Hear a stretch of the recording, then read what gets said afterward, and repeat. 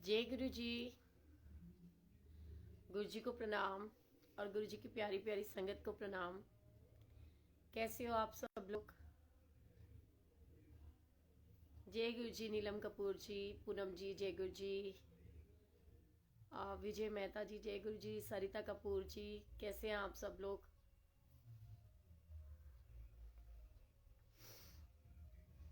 शशि गोयल जी जय गुरु जी, अलका गुप्ता मल्होत्रा जी कैसे हो? मुक्ता जी जय गुरु जी, सभी को जय गुरु जी। शालिनी गुप्ता जी जय गुरु जी। हाय तन्वी जय गुरु जी, हाउ आर यू? सुधा चौधरी जी जय गुरु जी। ज्योति हिमांशु अरोड़ा जय गुरु जी। किरण अरोड़ा जी जय गुरु जी।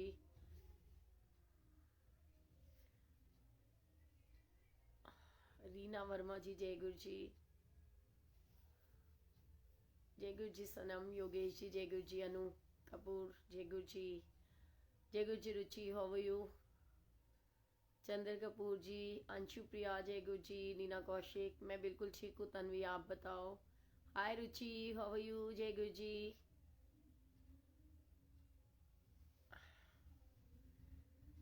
सभी को जय गुरु जी। जय गुरु जी। गुंजन, दिनेश रावत जी जय गुरु जी। आंटी मैं हर बार कह कह के ना थक जाती हूँ कि अमृत वेला के लिए गुरुजी ने कभी कुछ सजेस्ट नहीं किया। हाय आकांक्षा, हाउ आर यू? जय गुरु जी बेटा। सिमरन जी जय गुरु जी। जय गुरु जी सेठी अंकल कैसे हो? शालू सेठी जी जय गुरु जी। गुरु जी ने कभी नहीं बोला अमृत वेला उठने के लिए। अमृत वेला आपका अपना एक इंडिविजुअल वो है कि अगर आप उठना चाहते हो आप उठो और अमृत वेला में आप सत्संग करो।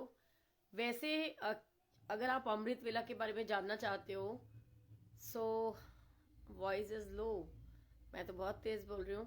तो मैं आपको बताना चाहती हूँ जो ब्रह्म मुहूर्त में 4 बजे उठ करके स्नान करना, जैसे कि कार्तिक स्नान हो रहा है इस समय, तो वो अमृत वेला कहलाता है। जब हम 4 बजे उठते हैं और ब्रह्म मुहूर्त के अंदर स्नान करते हैं वो अमृत वेला कहलाता है।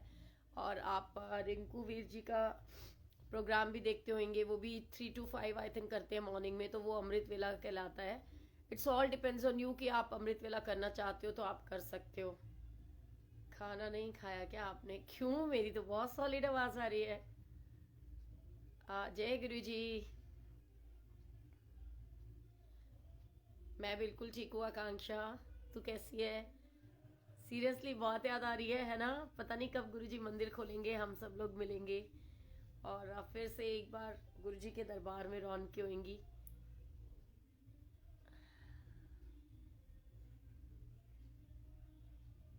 बिल्कुल, वेरी नाइस। सच्चाई है, गुरुजी कहते सी कि जब भी आप उठते हो और भगवान का नाम लेते हो वही वेला अमृत वेला होता है। स्पेशली आपको उठने की जरूरत नहीं होती है। बट ठीक है, फीलिंग्स की बात है। जो लोग अमृत वेला करना चाहते हैं वो 4 o'clock उठें और वो आपका अपना इंडिविजुअल कंसर्न है गुरुजी के लिए। आप जब मर्जी भगवान किसी भी रब को सॉरी उठो, आप उनका पूजन करो। तो मॉर्निंग में जब हम उठते हैं तो वो अमृत वेला होता है। हाँ, थैंक यू सो मच आकांक्षा। मैं भी यही सोच रही हूँ गुरुजी जल्दी जल्दी बुला लें। मंदिर हुआ ही है। हाय तृप्ता दीदी, हाउ आर यू? जय गुरु जी। कितना तुसी? राजन सोनी जी जय गुरु जी। रोमा अरोड़ा जी, प्रीति सैनी जय गुरु जी। राज रानी जय गुरु जी। रंजू अरोड़ा जय गुरु जी।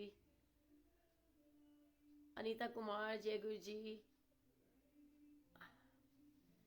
मेरा तो ना इतना पास से देखते देखते सिर में दर्द स्टार्ट हो गया, पता है, फोकस करने में। आज टेलीपैथी के बारे में बताएं प्लीज। अच्छा, क्या आपको मेरे साथ में टेलीपैथी कनेक्शन फील होता है? टेलीपैथिकली हम किसी के भी साथ में कनेक्शन जोड़ सकते हैं और वो तो गुरुजी के साथ में मन से जुड़ने वाली बात होती है। वो कहते हैं ना कि जब हम किसी को याद करते हैं वाइब्रेशंस पहुंच जाती हैं, सो उसी को टेलीपैथी कहते हैं। मेरे हिसाब से मैं अपना मापदंड बता रही हूँ कि मान लो मैं आपके बारे में आपको याद कर रही हूँ और अचानक से आपका कॉल आ जाता है, तो वो हम अंदरूनी एक दूसरे से कनेक्ट होते हैं, तो वही टेलीपैथी होती है। और बिल्कुल ठीक है जी मेरी बिटिया। जय गुरु जी। इंदु जी, संगीता अरोड़ा जी जय गुरु जी। इशिता अभिषेक जय गुरु जी। चंचल मगो जी जय गुरु जी। कैसे हो आप सब लोग? चलो, तो आज वो कहते हैं कि गुरु जी ना बड़े मुश्किल मुश्किल पेपर्स देने लग गए हैं मेरे को। ऐसे ऐसे मैसेजेस आ जाते हैं, ऐसे ऐसे क्वेश्चंस आते हैं। तो अच्छा, क्या बात है, आपके साथ भी होता है? बिल्कुल बिल्कुल जी, सभी के साथ होता है ऐसा। लाइक जैसे कि जब कोई परेशानी में होता है और अचानक से वो वाइब्रेशंस पहुंच जाती है ना, तो वो फील आती है कि हाय कोई याद कर रहा है। और उस समय में हम किसी को याद कर रहे होते हैं तो उनका एकदम से कॉल आ जाना। सो बेसिकली वो बिल्कुल टेलीपैथिकली हम कहते हैं ना, एक दूसरे से कनेक्ट हो जाते हैं। सो जय गुरु जी। ओह, थैंक यू सो मच निर्मल जी, जय गुरु जी। क्या बात है, अलका मल्होत्रा टुटेजा जय गुरु जी। दीदी हाउ आर यू? आज तो अपने सत्संग करना था ना, आपने मेरे को कॉल करके बताया ही नहीं टाइमिंग्स।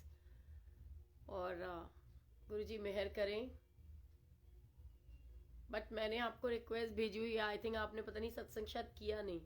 रीमा टंडन जी जय गुरु जी। वॉइस नहीं आ रही, बहुत कम है। ओ, ये ऐसा क्यों हो रहा है? एक सेकंड चेक करूं मैं।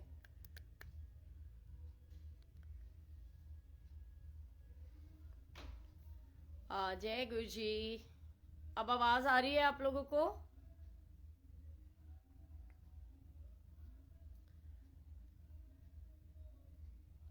जय गुरु जी। वरुण मल्होत्रा जय गुरु जी। कैसे हो बेटा? आपको मेरी आवाज आ रही है सबको? शोभा पवार जी, जतिंदर कपूर जी जय गुरु जी। शिल्पी गुलियानी जय गुरु जी। पुष्पा रानी जय गुरु जी। रितु वर्मा कैसे हो? एक बार सब लोग मुझे बता दीजिए क्या आवाज आ रही है आपको प्रॉपरली? Okay fine. हाँ बिल्कुल सही, मजाक उड़ा रहे हो आप, हैं? आवाज क्यों स्लो आ रही है? ओके, तो आप लोगों के नेटवर्क इशू होगा जिनको आवाज नहीं आ रही है, ठीक है। सो चलो सत्संग स्टार्ट करते हैं। एंड सत्संग क्या, बेसिकली मैं तो आप लोगों के साथ में आप लोगों के मैसेजेस देख करके। ओके, आवाज स्लो है। क्या मैं इसको दोबारा से स्टार्ट करूं अगर आवाज नहीं आ रही है तो? स्पीकर इज वॉइस फुल कर दो। स्पीकर की वॉइस फुल कर दो। स्पीकर की वॉइस तो फुल है। जय बेटे, एक बार वो ब्लूटूथ देखना कहीं वो कनेक्ट तो नहीं है, इसकी वजह से हो रहा है। उसको एक बार ऑफ कर दे। यहाँ से तो मैंने किया हुआ है, पर फिर भी एक बार चेक कर ले, आवाज कम आ रही है लोगों को। अच्छा, चलो जय गुरु जी। बिलायती अंकल देखो सब लोग आपको बहुत मिस कर रहे हैं, इतने दिन से आप आए नहीं हो, गलत बात है। Okay, thank you so much. चलो, तो अब हम अपना सत्संग स्टार्ट करते हैं। मीन्स कि पता नहीं गुरु जी, मेरे को ये चीज़ें रियलाइज कराते रहते हैं। नहीं आ रही आंटी। मनीषा कपूर जी जय गुरु जी। अब मैं क्या इसका वो बताऊं?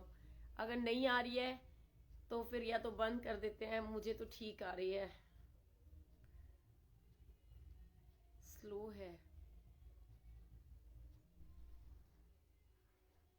क्या बताऊं मैं।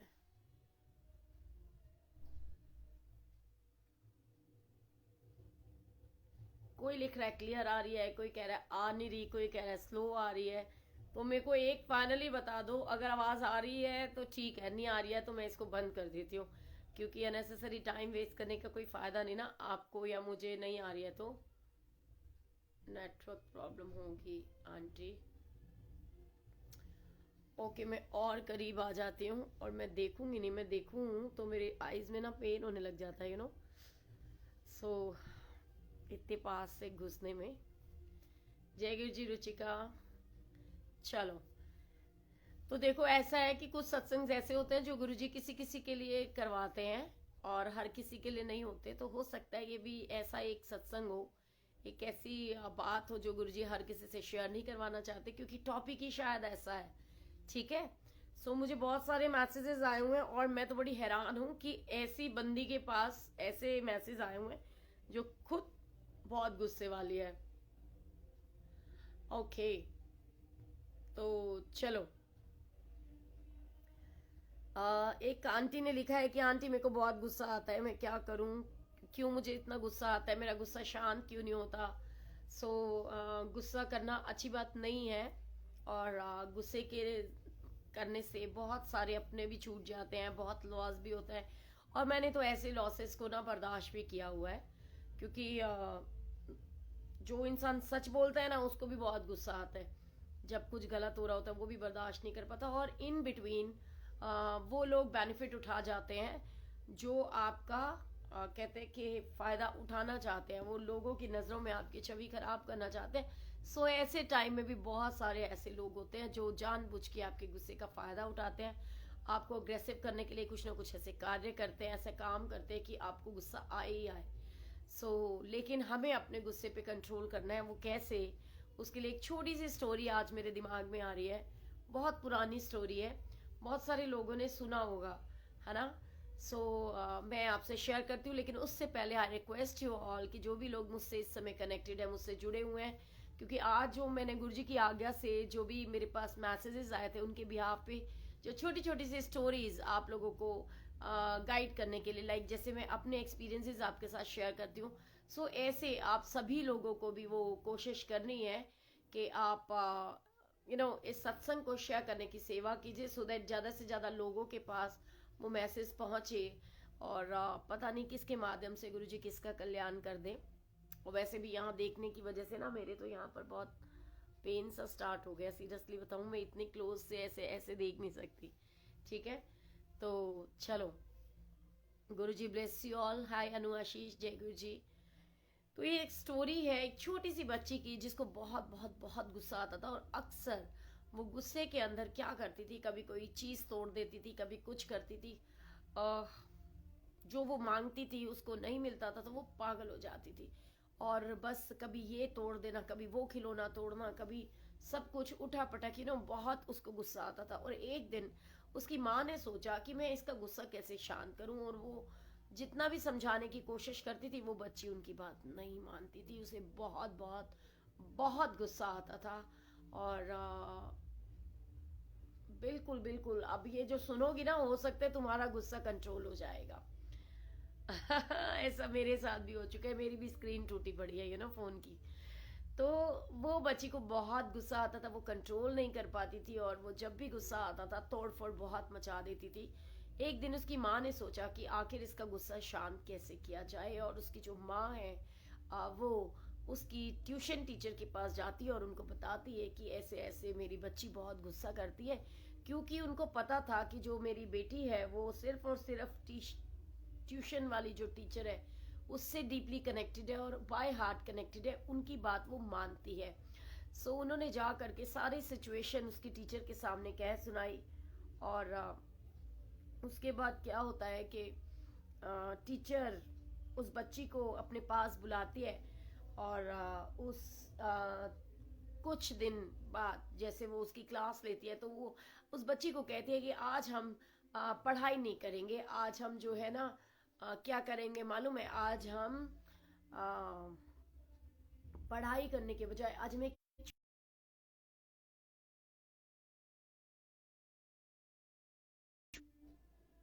हाँ, वो ये कहती है कि आज हम पढ़ाई नहीं करेंगे, आज हम एक छोटी सी गेम खेलेंगे। और वो बोलते हैं कि ठीक है, ठीक है, हम गेम खेलते हैं, बहुत अच्छा लगेगा, बहुत मज़ा आएगा। तो कहती है हाँ, वो ना उसको उसके घर के बैक साइड में ले जाती है, और वहाँ जा कर के उनको, सॉरी गुरुजी, वो वहाँ जा कर के उसको बोलती है कि आप एक काम करो, ये दीवार देख रहे हो, बोले हाँ जी। कहते अब से तुमको क्या करना है पता है, ये गेम है कि अब से जब भी तुमको गुस्सा आएगा ना, जितना ज्यादा गुस्सा आएगा तुम उतनी कीलें यहाँ पर ठोकोगे। ठीक है, जितनी बार भी तुमको गुस्सा आएगा ना उतनी बार तुमने यहाँ पे कील ठोकनी है दीवार के अंदर, जितनी भी डीप वो जा सकती है वो मैटर नहीं करता, बस आपको उतनी कीलें ठोकनी है जितनी बार आपको गुस्सा आएगा। तो वो कहती है ठीक है। कहते लेकिन इसमें क्या गेम है, कहते गेम तो ये है ना कि इस के बाद में मैं आपको आपका एक सरप्राइज गिफ्ट दूंगी, ठीक है। तो वो कहते हैं कि ओके, तो क्या करें।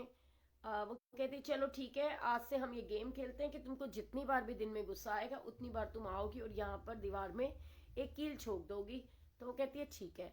और थोड़े दिन बाद क्या होता है, एक बार वो लड़की कील ठोकना स्टार्ट करती है।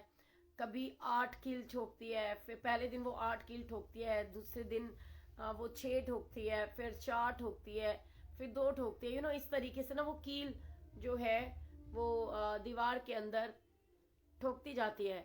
और फिर क्या होता है कि उसको ये लगता है कि यार मैं इतनी दूर आती हूँ और सॉरी गुरु जी, जय गुरु जी। कहती इतनी दूर आती हूँ और यहाँ पर दीवार में कील ठोकती हूँ क्योंकि भाई मेरे तो सिर में दर्द हो गया। आप सीरियसली बताऊँ गुरु जी, प्लीज ब्लेस मी। तो कहते कि वो ये बड़ा मुश्किल है कि मैं इतनी बार यहाँ आती हूँ और यहाँ आकर के कील ठोकती हूँ। सो अगर मैं इतनी दूर आकर के यहाँ कील ठोकूं, क्यों ना मैं अपने गुस्से को ही इतनी देर में कंट्रोल करने की कोशिश करूं। तो बिल्कुल वो इस चीज़ के ऊपर अपना एक कोशिश करती है। और वो कहते हैं ना कि कोशिश करने वालों की कभी हार नहीं होती, वो नौका भी पार लग जाते हैं जिसकी कोई पतवार नहीं होती। सो वो कोशिश करती है और मैं हमेशा से बोलती हूँ ना, practice makes a man perfect. So कोशिश करने से बहुत बहुत बहुत बेनिफिट्स होते हैं। सो वो बोलती है कि आपको ऐसे करना है। और एक दिन वो बड़ी खुश होती है और टीचर के पास पहुंचती है और टीचर को बोलती है कि टीचर जी देखो, अब मैंने ना कितने दिन से कोई कील नहीं ठोकी क्योंकि मैंने अपने गुस्से के ऊपर कंट्रोल करना सीख लिया है और धीरे धीरे करके मेरी जो वो गुस्सा करने की आदत है वो ख़त्म हो गई है। तो अब क्या करना है। तो टीचर उसको लेकर के जाती है वहाँ पिछली बैग में जो उनकी दीवार होती है और वो उनको कहती है कि आप एक काम करो कि जो है, आप एक काम करो, आप मेरे साथ चलो और हम पीछे चलते हैं। और वो उसको बताती है कि जितनी बार तुमने गुस्सा किया, तुमने ये कील ठोकी है, अब जितनी बार तुम्हें गुस्सा नहीं आएगा आप एक एक करके ये कीलों को निकालोगे। सो इतनी सारी कीलें वो गाड़ चुकी थी ऑलरेडी उस मंथ के अंदर, तो उनको निकालने के अंदर बहुत बहुत बहुत टाइम लगा। उसको करते करते तकरीबन 1 महीना बीत गया और उसने एक एक करके सारी कीलें निकाल दी। वो फिर टीचर के पास गई और हंसते हुए उनको बोली कि मैम देखो, मैंने सारी कीलें निकाल भी दी हैं। तो कहती है अच्छा सच में तुमने सारी कील निकाल दी। कहते हैं हाँ जी। तो कहती है चलो ठीक है, मुझे दिखाओ। तो वो जाती है और वो देखती है कि हाँ भाई यहाँ तो सारी कील निकाल दी। तो वो उनको बोलती है कि अब आपको ये पूरी दीवार खाली है, क्या आपको यहाँ पे कुछ दिखाई दे रहा है। तो कहती नहीं मैम, मुझे तो कुछ दिखाई नहीं दे रहा। तो वो कहते हैं कि नहीं ध्यान से देखो, कुछ तो दिखाई दे रहा होगा। कहती नहीं, मैंने सारी कील निकाल ली, यहाँ तो कुछ नहीं दिखाई दे रहा। कहती और ध्यान से देखो, कुछ तो दिखाई दे रहा होगा। कहती हाँ मैम, यहाँ पर ना कील तो दिखाई नहीं दे रहे, लेकिन कील का छेद जरूर दिखाई दे रहा है पूरी दीवार के ऊपर। तो वो बताती है कि ये जो छेद है ना, ये बेसिकली एग्जैक्टली मैं यही तुम्हें दिखाना चाहती थी कि जब हम बहुत गुस्सा करते हैं अपने अपनों के साथ, माता पिता के साथ, भाई बहनों के साथ, बच्चों के साथ, हस्बैंड के साथ, वाइफ के साथ, तो जब हम गुस्सा करते हैं ना, हमें उस समय पता नहीं चलता। और जैसे दीवार में गुस्से में कील लगाया जय गुरु जी, तो वो कील निकालना बहुत आसान होता है। और उस कील का मतलब आप देख रहे हो ना कि दीवार में कील लगाया भी गया और उसे निकाल भी लिया। तो निकालना तो बहुत ईजी है, लेकिन दीवार के अंदर उसका जो इम्प्रेशन है वो रह जाता है। सो इसी प्रकार जिनका आप दिल दुखाते हो, जिनको आप हर्ट करते हो, जिनको आप गलत बोलते हो, उनका दिल कितना दुखता होगा, उनके दिल पे कितनी बड़ी चोट लगती होगी। कभी इस बारे में सोचा है। सो उसको बात समझ आ जाती है। वो कहती है कि मैम मेरे को आपकी बात समझ आ गया, आज के बाद मैं फ्यूचर में कभी गुस्सा नहीं करूंगी। और वो जाते ही अपने पेरेंट्स को गले से लगाती है, उनसे माफ़ी मांगती है। सो ठीक इसी प्रकार अगर हम छोटी छोटी बातों को ध्यान में रखें कि जो गुस्सा है वो सेहत के लिए कितना हानिकारक है और हमारे अपनों को कितना हर्ट करता है हमारे साथ साथ, तो सीरियसली ये जो चीज़ें हैं ये शायद हमें गुस्सा आने ही ना दे। और टीचर उस बच्ची को बहुत ही ब्लेसिंग्स देती है और साथ के साथ उसका फेवरेट चॉकलेट उसको गिफ्ट करती है। सो ऐसे ही एक छोटी सी और स्टोरी मुझे याद आ रही है गुस्से को लेकर के, कि कई बार हस्बैंड वाइफ के बीच में भी ऐसे भाव आते हैं कि उनको लगता है कि पहले तो मेरा हस्बैंड मुझे बहुत प्यार करता था और अब नहीं करता। सो ऐसी ही एक स्टोरी है एक लेडी की जिसके हस्बैंड जो है वो नेवी में काम करते थे, और वो एक दिन अपने उसके पड़ोस में एक संत महात्मा रहते थे। जय गुरु जी, आशा दीदी, हाउ आर यू। तो उनके पास पहुंचती है, क्योंकि सब लोग कहते थे कि उनके पास हर समस्या का समाधान होता है, एंड उनके पास में जड़ी बूटियां होती हैं जिनके माध्यम से वो सारी समस्याओं का उपचार कर देते हैं। तो वो जाती है उनके पास और उनको कहती है कि साधु महात्मा, मुझे आपकी हेल्प चाहिए। और वो हेल्प क्या है? वो कहती है कि मुझे आपकी हेल्प चाहिए। वो हेल्प क्या है? कि वो ये है कि मेरे हस्बैंड जब युद्ध के लिए गए थे, जब वो जंग लड़ने के लिए गए थे, तो तब उससे पहले वो मुझसे बहुत प्यार करते थे, लेकिन जब से वो युद्ध लड़ करके वापस आए हैं वो मुझसे प्यार नहीं करते, वो मेरी केयर नहीं करते। सो साधु महात्मा को कहती है कि मुझे कोई उपाय बताइए जिससे मेरा पति पहले के जैसे ही अच्छा हो जाए। जैसे कि वो मुझे पहले बहुत प्यार करते थे, वो वैसे ही मुझे बहुत बहुत बहुत प्यार करने लगे। तो साधु महात्मा कहते हैं कि इसका उपाय तो बड़ा मुश्किल है, क्या तुम कर पाओगी? तो कहती है हाँ हाँ मैं करूंगी। तो कहते कि इसके लिए ना तुमको शेर का एक बाल लेकर आना होगा, और बहुत मुश्किल टास्क होता है। आप समझ सकते हो कि शेर का बाल लेकर आना, कोई खाला जी का घर तो है नहीं कि इजीली कोई भी लेकर आ जाएगा, बड़ा ही मुश्किल है। तो वो कहती है ये तो बहुत मुश्किल है। तो कहते हैं महात्मा जी कहते हैं मैंने तो तुम्हें पहले ही कहा था कि बहुत मुश्किल है, नहीं कर पाओगी। तो कहने लगी नहीं, मैं अपने पति के प्यार के लिए ना कुछ भी करूंगी। तो कहते हैं अच्छा ठीक है, जाओ फिर शेर का बाल लेकर आओ। वो लेडी जाती है जंगल के अंदर, और वो क्या करती है कि जब वो जंगल में जाती है, जैसे ही जंगल में पांव रखती है, शेर की गर्जना जो होती है, गड़गड़ाहट एकदम सुनती है। ऐसे शेर आता है, और वो उसकी आवाज की गूंज से वो डर जाती है, फिर वापस चली जाती है। अगले दिन फिर जाती है, शेर दहाड़ता है और वो वापस आ जाती है। तीसरी बार क्योंकि उसके मन में ये प्रण कर लेती है कि मुझे तो अपने हस्बैंड का प्यार चाहिए ही चाहिए, और वो प्रण करती है कि मैं शेर का बाल लेकर ही जाऊंगी। तो वो धीरे धीरे शेर के पास जाने की कोशिश करती है। शेर को भी समझ आ जाता है कि कोई तो है मेरे पीछे से, कोई इंसान जो बार बार मेरे पास आने की कोशिश करता है। और ऐसे ही वो अपने मन में निश्चय करती हुई डेली जाती है शेर के पास, और उसके लिए मांस लेकर जाती है। शेर उस मांस को खाता है, और धीरे धीरे शेर में और उस लेडी के अंदर जो है दोस्ती हो जाती है। और आपको पता है ना, जहाँ प्यार और अटैचमेंट हो जाती है वहां फिर कोई शेर नहीं रहता, कोई गीदड़ नहीं रहता, कोई हिरन नहीं रहता, वहां तो फिर प्यार का रिश्ता रह जाता है। सो ऐसे ही वो शेर के साथ में इतनी अटैच हो जाती है, उसको डेली उसके लिए मांस लेकर जाती है, अपने हाथों से उसको खिलाती है।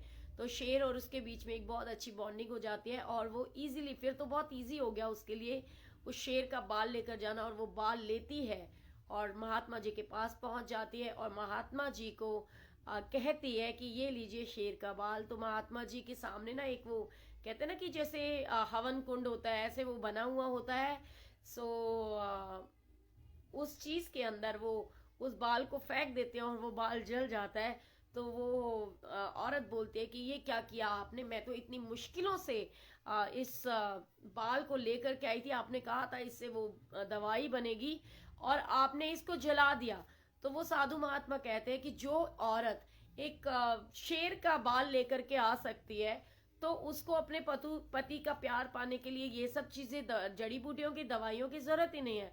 तो वो कहते वो क्यों कहते कि इसका सरल सा सिस्टम तो मैंने आपको बता दिया कि प्यार से आप शेर को काबू कर सकते हो, तो फिर वो तो आपका पति है जो आपसे ऑलरेडी बहुत प्यार करता है। सो वहां पर भी आपको सिर्फ प्यार भरे रिश्ते और प्यार के इजहार करने की देर है, और आपका रिश्ता वापस आपको मिल जाएगा। सो गुरु जी की बहुत सारी ब्लेसिंग्स होती हैं, इनको एंजॉय करना सीखे, क्योंकि प्यार में बहुत शक्ति होती है।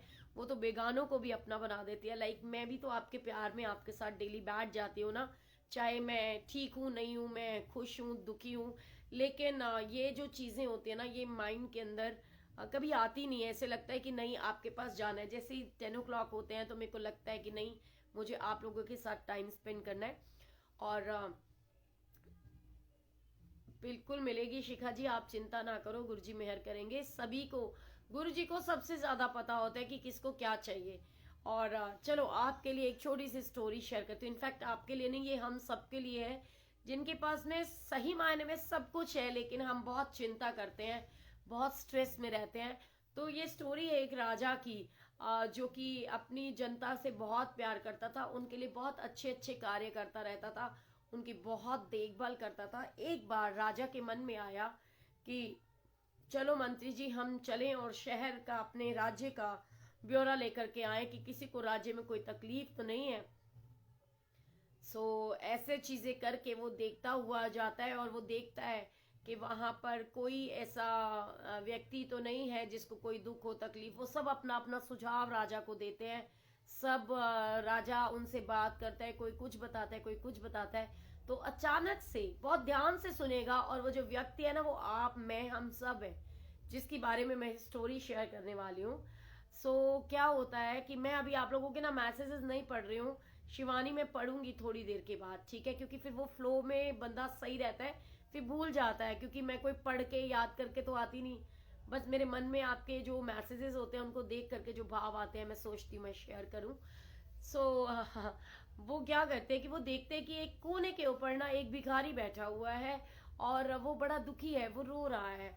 तो राजा का ध्यान उसकी तरफ जाता है और वो अपने सिपाही को बोलता है कि जाओ उस भिखारी को बुला करके लाओ। और वो कहता है इसके लिए कुछ तो करना चाहिए कि ये खुश हो जाए। तो भिखारी को बुलाया जाता है। भिखारी को राजा जी एक सोने की अशर्फी देते हैं। वो बहुत खुश होता है। अब भिखारी को अगर सोने की अशर्फी मिलेगी तो बड़ा ऑब्वियस, वो तो बहुत ही ज्यादा, देखो यहाँ पर ना पॉजिटिव चीजें लेनी है, पॉजिटिविटी को गेन करना है, पॉजिटिव रहना है, उसमें नेगेटिव मत सोचना। ये मत सोचना कि आंटी ने हमको भिखारी कह दिया, क्योंकि वैसे तो हम सारे भिखारी हैं गुरुजी के दरबार के। ये यहाँ पर स्टोरी के माध्यम से मैं अपने दिल की बात आप लोगों तक पहुंचाना चाहती हूँ। मीन्स वो भाव है कि जो हमारे पास है ना उसमें संतुष्ट रहना चाहिए। तो ऐसा हम कर नहीं पाते। तो क्या होता है कि वो राजा उस भिखारी को बुलाता है और उनको पूछता है कि तुमको क्या प्रॉब्लम है। और वो उसको एक सोने की अशर्फी देते हैं, क्योंकि वो ये सोचते हैं कि जो सोने की अशर्फी मैं इसको दे रहा हूँ, इसके माध्यम से ये बहुत खुश रहेगा, अपना रोजगार बना लेगा, कुछ ना कुछ काम धंधा करेगा, तो इसकी रोजी रोटी चल जाएगी। लेकिन से भिखारी क्या करता है, वो वापस उसी जगह पर बैठ जाता है जहाँ से वो आया था, और उस अशर्फी को ऐसे ऐसे ऐसे ऐसे जोर जोर से उछालने लगता है। और उछालते उछालते, क्योंकि वो उसके अंदर एक्साइटमेंट होती है, क्योंकि उसने कभी सोने की अशर्फी देखी नहीं होती, उसे अपनी उम्मीद से ज्यादा मिलता है, और वो इतना एक्साइट हो जाता है कि वो उछालता है जोर जोर से। और उछालते उछालते क्या होता है कि उसकी जो वो अशर्फी है सोने की, वो गंदे नाले के अंदर गिर जाती है। और वो भिखारी बहुत परेशान हो जाता है और वो गंदे नाले में हाथ डालने लगता है कि काश उसको उसकी अशर्फी मिल जाए, लेकिन मिलती नहीं है। राजा देखता है कि वो तो बहुत परेशान हो रहा है, इतना राजा सबसे बात कर रहा होता है, लेकिन फिर अचानक राजा के मन में ये भाव आता है कि क्यों ना इस भिखारी को एक अशर्फी और दे दी जाए। राजा उसको अशर्फी देता है और वो अपने फटे पुराने कुर्ते की जेब के अंदर बुला करके वो उसको देता है अशर्फी, और वो वापस अपने फटे पुराने कुर्ते की जेब के अंदर उस अशर्फी को डाल लेता है। लेकिन फिर वो जा करके गंदे नाले में हाथ मारना शुरू कर देता है कि शायद मेरी अशर्फी मुझे मिल जाए। ऐसा देखते हैं राजा, और वो बहुत परेशान होते हैं और वो ये सोचते हैं कि क्या, मुझे तो कोई फर्क नहीं पड़ेगा, लेकिन लगता है इसको इससे संतुष्टि नहीं हो रही, तो एक काम करते हैं, एक अशर्फी इसको और दे देते हैं। राजा जी उसको एक और अशर्फी देते हैं और वो जाता है और फिर से अगेन वो वैसा ही करता है कि वो जेब में डालता है, लेकिन फिर से गंदे नाले के अंदर वो हाथ मारना शुरू कर देता है। राजा बहुत परेशान होता है देख करके, और राजा उसको बुलाते हैं और कहते हैं कि क्या प्रॉब्लम है तुम्हारी, तुमको मैंने दो दो अशर्फियां दे दी, तुम्हें एक अशर्फी दी थी, तुमको और चाहिए थी, मैंने दो दे दी, तो क्या हुआ, जो अशर्फी खो गई है? वो कहता है नहीं, मुझे वो भी अशर्फी चाहिए जो खो गई है। तो राजा उसको बताता है एक्चुअली तुम्हारी प्रॉब्लम ही यही है कि जो तुम्हारे पास है उसका शुक्राना करने के बजाय, उसके लिए खुशियां मनाने के बजाय तुम अतीत के अंदर जी रहे हो। क्योंकि अतीत में आपके पास क्या था क्या नहीं था, जो चला गया है ना, जो वो कहते ना, जो बीत गया है वो अब दौड़ न आएगा। सच्चाई है कि जो बीत जाता है ना, वो कहते हैं ना, बीत गई सो बात गई। तो वो मन में भाव होना चाहिए कि बीती हुई चीजें, बीता हुआ पल कभी वापस नहीं आता। इसीलिए हमें अपने आज में जीना चाहिए कि आज हमारे पास जो है उसके बारे में सोचें, आज से प्यार करें, अपने आज में जिए, ना कि हम कल के बारे में सोच सोच के परेशान हो। से ऐसी अनगिनत बहुत सारी स्टोरीज हैं, बहुत सारी चीजें हैं, बहुत सारी बातें हैं। अगर हम उनके बारे में अपने जीवन के अंदर एनालाइज करें कि हमारे पास गुरुजी महाराज का दिया हुआ क्या कुछ नहीं है। मैंने सुबह भी ये बात शेयर की थी कि अपने हार को और अपने लाइक दुखों को काउंट करने के बजाय अपनी ब्लेसिंग्स को काउंट कीजिए कि गुरुजी ने आपको कैसे कैसे ब्लेस किया हुआ है। और मेरे जैसे इतने बेवकूफ और नाशुक्रे लोग हैं जो बहुत सारी चीजें हैं, गुरुजी से बहुत कुछ पाते हैं लेकिन उनको भूल जाते हैं, एंड कई बार दूसरों को खुश रखने के लिए कुछ ऐसे ऐसे काम कर जाते हैं कि वो कहते हैं ना, एक के लिए अच्छा होता है तो दूसरे के लिए बुरा। हमें हमेशा एक बात याद रखनी है जीवन के अंदर कि एक ही इंसान होता है, किसी के लिए अच्छा होता है, किसी के लिए बुरा होता है। और सबसे बड़ी बात ये कि किसी की हार होती है तो किसी की जीत होती है, कोई हारता है तो कोई जीतता है, कोई पास होता है तो कोई फेल होता है, कोई फर्स्ट आता है तो कोई सेकंड आता है। सो हर सिक्के के दो पहलू हैं, अगर कोई जीतेगा नहीं तो कोई हारेगा कैसे, कोई हारेगा नहीं तो किसी की जीत कैसे होगी। सो एक की जीत दूसरे की हार होती ही होती है। सो अपने मन में हमेशा ये भाव लेकर आना है कि नानक नाम चढ़दी कला तेरे पाने सरबत दा भला। सो बिल्कुल अच्छा सोचिए, अच्छा सोचने से अच्छी अच्छी चीज़ें हमारे लाइफ में होती हैं। और ऐसे बहुत सारे अनगिनत किस्से हैं, अगर हम इनको याद करने बैठे तो पता नहीं गुरुजी कितना कितना हमको ब्लेस कर रहे होते हैं। मुझे अनिल अरोड़ा अंकल की बात याद आती है कि अंकल मुझे हमेशा से कहते थे, सोनिया एक टाइम ऐसा आएगा असी नहीं रवांगे लेकिन तुसी रहना है और तुसी संगत जोड़नी है। और मैं अंकल को हंसती थी, अंकल मेरे को तो कोई जानता भी नहीं है तो मैं कैसे संगत को जोड़ सकती हूँ, इतनी बड़ी बात आपने कैसे कह दी। मैंने कहा मेरे को तो माइक लेकर के बोलना भी नहीं आता, मुझे कोई सत्संग भी शेयर नहीं करने आते और मेरी लाइफ में ऐसे कोई सत्संग है भी नहीं। सो आपने ये कैसे कह दिया कि मेरे को संगत को जोड़ने की सेवा गुरुजी ने बख्शी है और मुझे संगत जोड़नी है। लेकिन आज मुझे उनकी बातें याद आती हैं कि जो अपने होते हैं ना वो हमारे साथ में प्यार से रहते हैं। और गुरुजी कहाँ कैसे आंटी जी कहाँ गए थे, मैं यहीं थी जी, मैं कहीं नहीं गई थी, बस थोड़ा सा बिटिया की तबीयत ठीक नहीं थी तो थोड़ा सा मेरा भी मूड ऑफ था। अब गुरुजी की कृपा और आप सबके ब्लेसिंग्स के साथ हमारी मेरी बच्ची, और इनफैक्ट सच पूछो तो आप लोगों की बच्ची बिल्कुल ठीक है। सो गुरुजी की कृपा है, उनका शुक्राना है लख लख। और एक छोटी सी और स्टोरी मैं आपसे शेयर करती हूँ जो मेरे मन में आ रही है। और लेकिन उससे पहले मैं सोच रही हूँ कि सब लोग इस सत्संग को शेयर करने की सेवा करें, बिकॉज मेरे को दिखाई नहीं दे रहा है और बड़ी प्यारी ब्यूटीफुल सेवा है।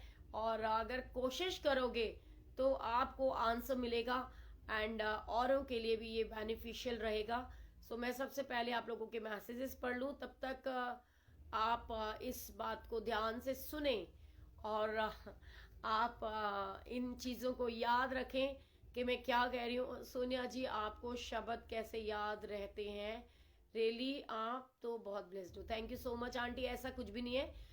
मैं इसके लिए एक छोटी सी स्टोरी आपको सुनाऊंगी। अभी मैंने जैसे आपको एक कील और लड़की के गुस्से की स्टोरी सुनाई, ऐसे ही मैं आपको एक और स्टोरी सुनाऊंगी, वो भी कील की ही है और आपको शायद इस बात का जवाब मिल जाएगा। सो मैं आप लोगों के मैसेजेस देख लूँ, हालांकि देखने से मैं कल पक्का गुरुजी मुझे याद कराना मैं चश्मा बनवा लूँ, पास की नज़र बिल्कुल ख़त्म हो चुकी है। सो बिल्कुल मेरी बिटिया बिल्कुल ठीक है। तो मैं आप लोगों के मैसेजेस पढ़ती हूँ, तब तक आप सभी लोग सत्संग शेयर करने की सेवा कीजिए। और जय गुरु जी aunty, my name is Mitin. Uncle मुझे बार बार बताने की ज़रूरत ही नहीं पड़ती, मुझे याद रहता है और मुझे पता है कि ये आप हो, सच में आपका इंतज़ार करते हैं डेली। बहुत प्यारे रहो, प्यार हो गया, अरे वाह क्या बात है Shivani, thank you so much, love you too, Guru ji bless you. Sunita Chopra ji जय गुरु जी, जय गुरु जी, सभी को जय गुरु जी। मेरे दामाद को जल्दी से नौकरी मिल जाए, गुरु जी बिल्कुल ब्लेस करेंगे, आपके बेटे को नौकरी ज़रूर मिलेगी, ठीक है ना। तुम इतनी छोटी हो बट अच्छी तरह समझाती हो आंटी, ग्रेट, जय गुरु जी। Thank you so much Archana ji, Guru ji bless you and आप लोग मुझे ब्लेस करते रहो और मैं अपनी ये सेवा करती रहूं और कर पा रही हूं अगर, तो शायद गुरुजी मेरे से थोड़ा सा खुश तो हो ही जाएंगे और मेरी की हुई सारी गलतियों को माफ़ कर देंगे, ठीक है। सो चलो मैं एक छोटी सी स्टोरी और सुनाती हूँ कि एक बार की बात है, एक राजा के महल में एक व्यक्ति आता है, वो टेस्ट लेता है सबका। वो व्यक्ति कहता है कि मेरे पास मुट्ठी के अंदर दो चीज़ें हैं। क्या है? कहते एक मेरी मुट्ठी के अंदर ना एक तो हीरा है, ठीक है, मेरी मुट्ठी के अंदर एक तो हीरा है और एक कांच का टुकड़ा है। अभी आपको देखना है कि हीरा कौन सा है और कांच कौन सा है। मैं इस चीज का टेस्ट लेना चाहता हूं आप सबका और जो लोग जो भी इंसान इसको बता पाएगा, अगर आप लोगों ने इसका आंसर दे दिया, क्योंकि मैं इसी के बल पे आगे आगे चलता चला जा रहा हूँ और बढ़ता चला जा रहा हूँ। सो अगर आप लोगों ने मुझे इस सवाल का जवाब दे दिया, आ, तो क्या होगा कि मैं ये हीरा आपके खजाने में जो है जमा करवा दूंगा, वरना इस हीरे की कीमत जितनी भी है, उस हीरे की कीमत जितना पैसा आपको मुझे देना होगा। यही खेल मैं खेलता आ रहा हूं, समझ लो यही मेरा बिजनेस है, कि यही मेरा काम है। ठीक है। सो मैं आप लोगों के फिर मैसेजेस नहीं पढ़ रही हूँ, बाद में पढ़ूंगी। अब मैं स्टोरी शेयर करने लगी हूँ आपसे।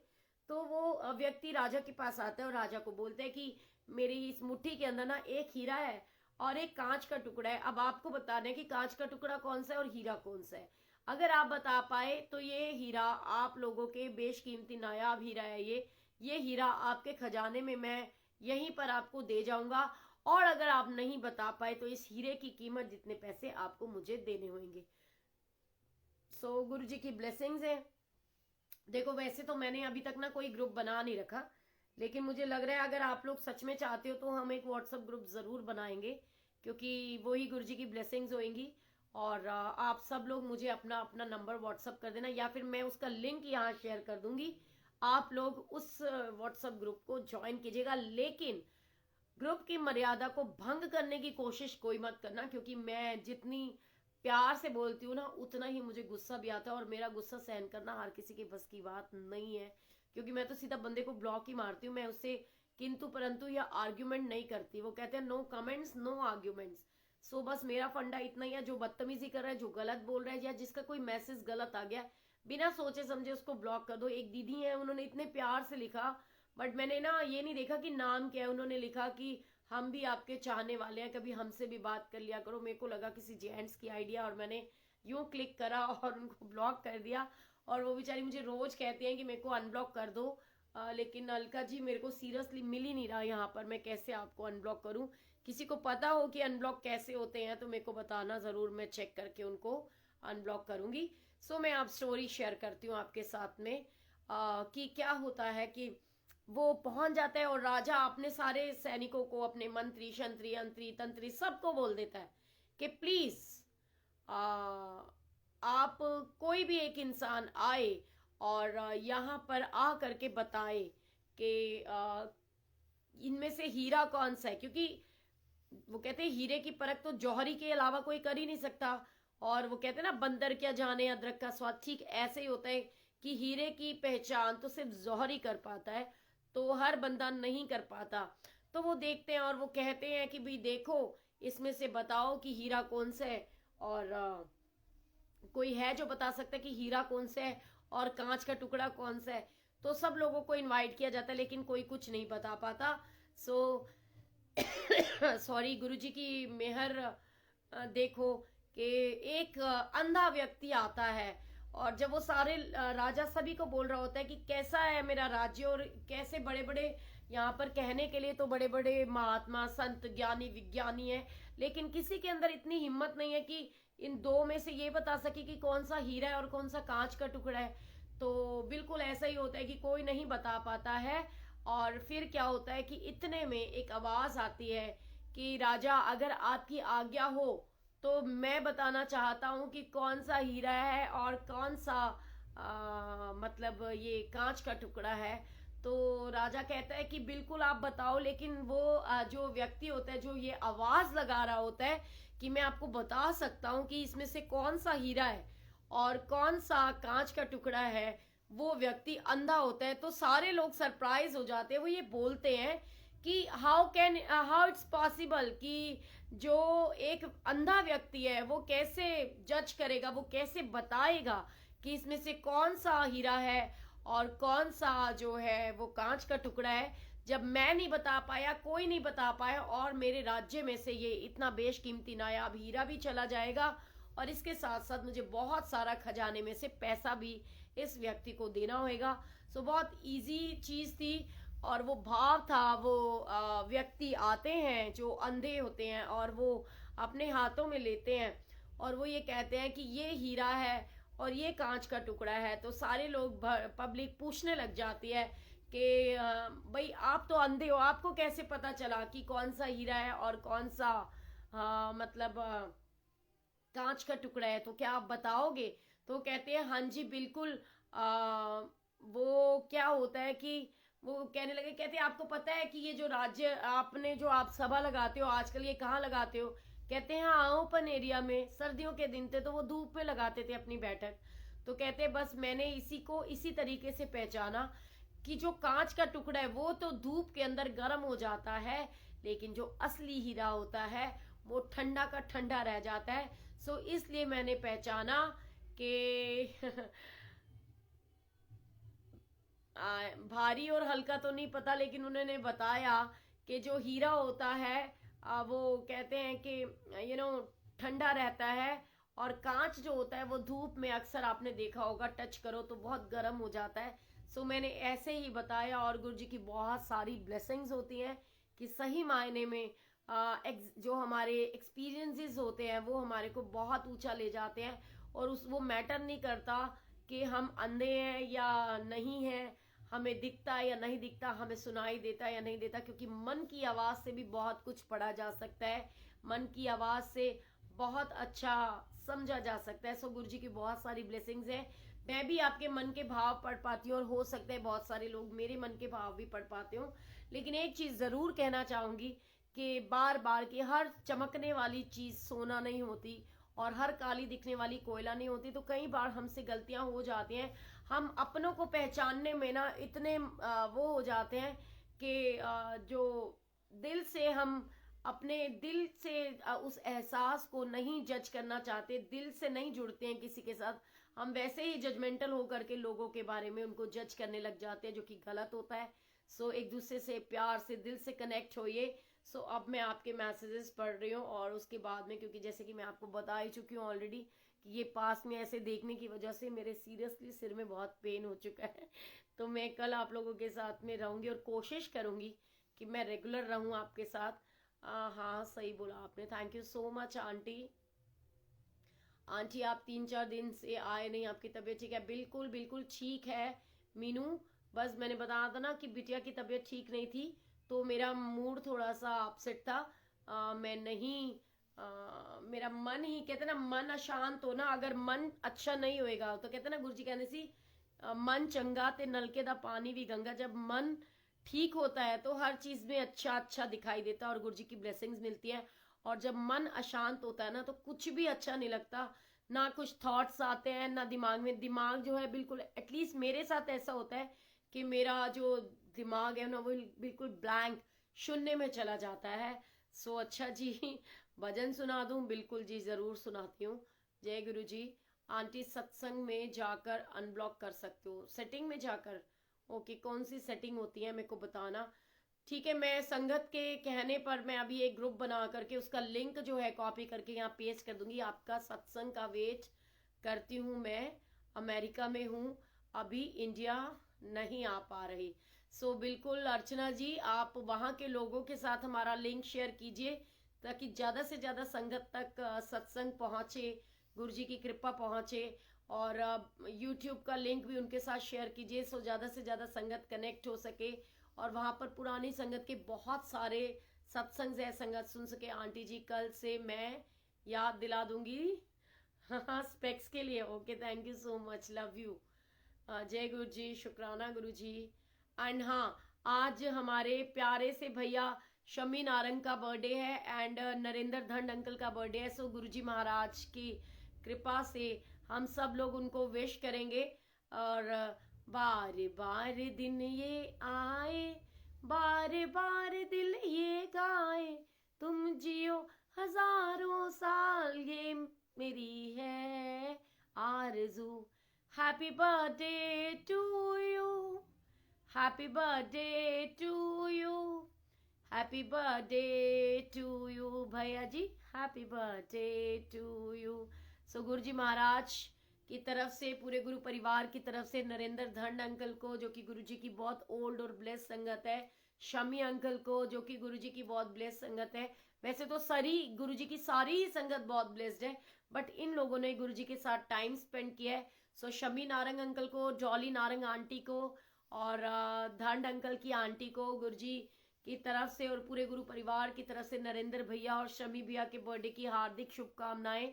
गुरुजी bless you both, love you both. गुरुजी मेहर करें, मेहर भरा हाथ आप सबके सिर पे रखें।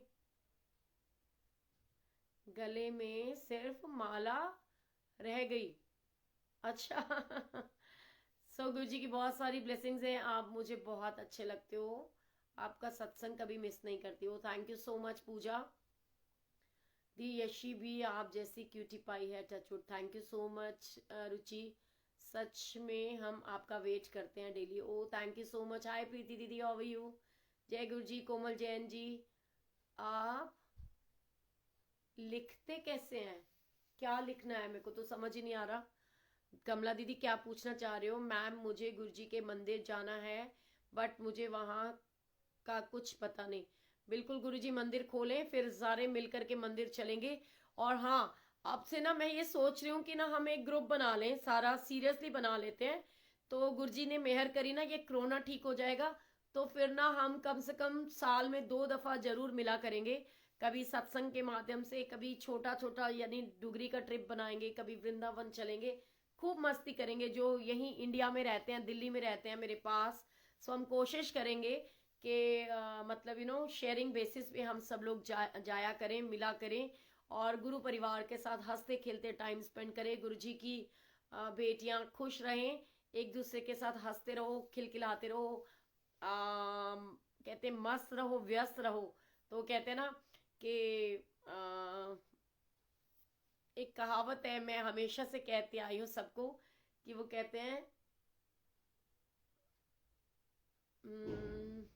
याद नहीं आ रही है यार, पता नहीं।